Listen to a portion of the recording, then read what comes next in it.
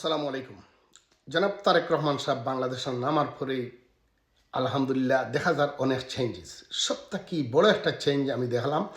জনাব তারেক রহমান সাহেব এই যে স্টেজও বলো, এই স্টেজে আসল রাজা বাসার চেয়ার একটা এটারে হরাইছন তাই হরাইয়া নর্মাল একটা চেয়ারের মধ্যে বইছেন, which is very good sign.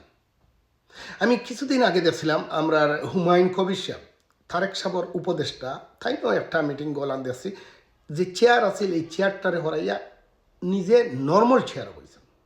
এটার মানে কিতা, এটা হলো গিয়া একটা চেঞ্জেসের পথ, ইউরোপিয়ান স্টাইল। ইউরোপিয়ান যারা এই বড় বড় বিআইপি, বড় বড় MP minister, even even the kings যেন পাবলিক মিটিংও যায় তারা নর্মাল চেয়ারও বইন।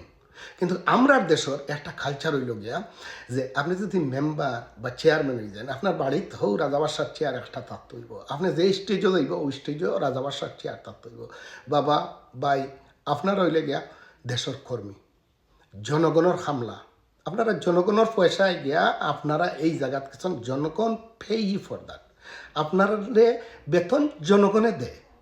তাই জনগণের সামনে আপনি একজন কর্মী হিসাবে থাকুয়া আকুয়া নতুন এই চেঞ্জের পথে বাংলাদেশ, আমরা এই চেঞ্জটারে ফলো করি আর নতুন যুগ আগুয়াই আর ওখান থেকে শুরু করি, প্রথমে নিজরে পরিবর্তন করি।